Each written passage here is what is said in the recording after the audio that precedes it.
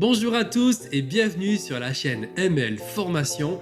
Et aujourd'hui, nous allons parler d'un sujet qui est très important dans le monde professionnel et du management. Beaucoup, d'ailleurs, d'entreprises et de managers continuent de faire les mêmes erreurs en ne fournissant pas d'outils nécessaires pour permettre une évolution positive à leur équipe. Ils se reposent sur leur expérience passée, leur vécu, sans se rendre compte qu'il existe aujourd'hui de nombreux outils accessibles pour performer au quotidien. J'ai constaté dans de nombreuses entreprises le manque d'outils. Il est vraiment crucial de comprendre qu'une personne ne doit pas être définie uniquement par son caractère, surtout dans le monde du management. Sans outils, ni les managers ni les formateurs ne peuvent faire évoluer leurs pratiques. D'ailleurs, selon une étude européenne, c'est énorme, 44%, je répète, 44% des travailleurs se sentent mal à l'aise dans leur travail. C'est vraiment énorme. La solution à ce management chaotique, c'est bien sûr le management 3.0. Pour améliorer notre façon de manager, il est essentiel de suivre les formations appropriées. Aujourd'hui,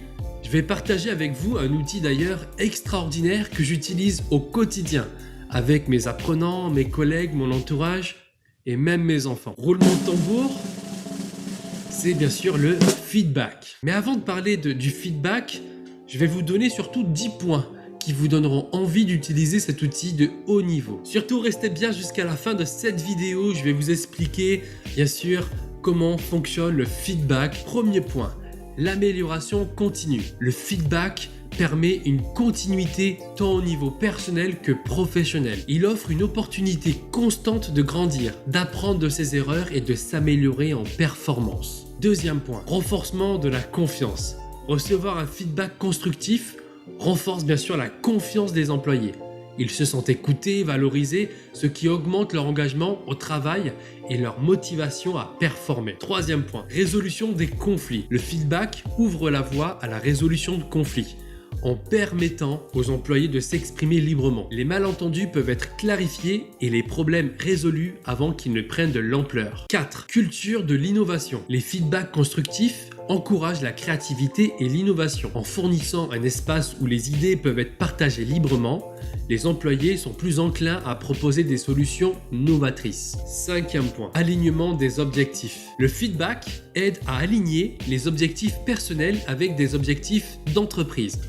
En comprenant clairement ce qui est attendu d'eux, les employés sont plus susceptibles de travailler efficacement vers l'accomplissement de leurs objectifs et bien sûr ceux de l'entreprise. 6. Renforcement des relations. Donner et recevoir. Donner et recevoir du feedback renforce les relations interpersonnelles.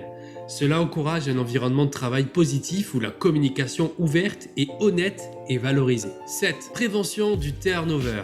Les employés, ceux qui se sentent bien sûr écoutés, soutenus, sont moins susceptibles de quitter leur emploi.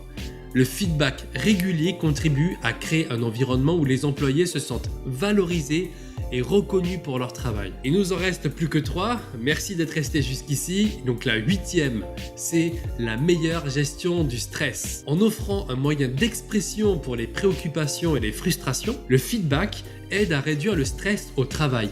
Les employés se sentent soulagés de pouvoir partager leurs sentiments, ce qui améliore bien sûr leur bien-être mental. Encouragement de la responsabilité personnelle. Recevoir un retour constructif encourage les individus à assumer la responsabilité de leur propre développement. Ils deviennent plus proactifs dans l'identification et l'amélioration de leurs compétences et bien sûr de leur comportement. Et merci d'être resté jusqu'à la 10e. La 10e, c'est l'augmentation de l'efficacité.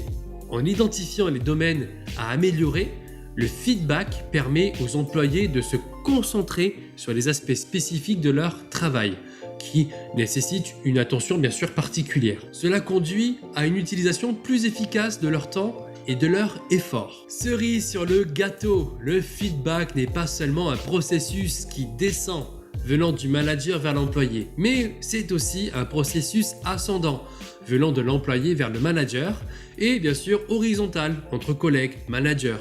Il crée bien sûr un dialogue ouvert qui enrichit l'ensemble de l'organisation d'une entreprise. Le feedback est simple et accessible à tous. Imaginez-le comme un bon burger fait maison. Ça, c'est ma vision. Rempli bien sûr d'ingrédients, de bonne volonté et de bonne intention. Commençons par le socle, le fameux petit pain. qui lui représente un point positif. Il est essentiel que la personne donne un point positif important sur le sujet qui est demandé. Ensuite, passons à un point à améliorer, représenté par un steak saignant ou bien cuit, à vous de voir. Il ne s'agit pas d'un point négatif, mais plutôt de la vision de la personne.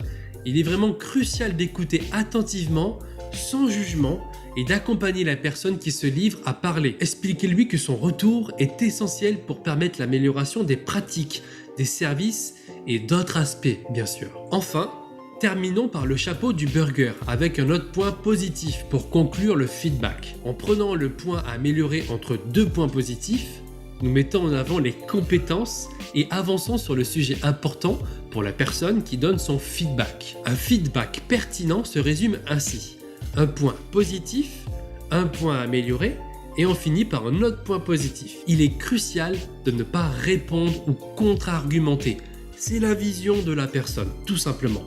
Car cela ne permet pas de mettre en avant les points à améliorer et pourrait discréditer la vision de la personne. Pire encore, cela pourrait décourager la personne de s'exprimer à l'avenir sur ses difficultés ou même ses malaises. Donc pour résumer, pour toute personne qui va demander à faire un feedback, la personne, elle se tait, tout simplement, elle prend le temps d'écouter.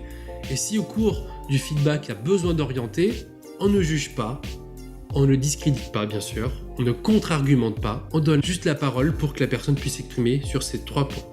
En demandant un feedback de cette manière, vous pourrez être plus proche de votre équipe et de vos apprenants. Voilà pour cet outil qui va être bien utile pour la suite des événements. De mon côté, je tiens à vous remercier d'avoir suivi cette vidéo jusqu'ici.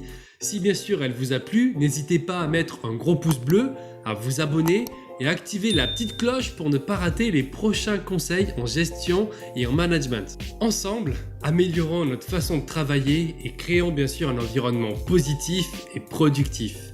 C'était Mika de ML Formation, je vous dis à très bientôt pour une prochaine vidéo sur le management et tous les outils. Je vous dis à la prochaine, à bientôt, ciao.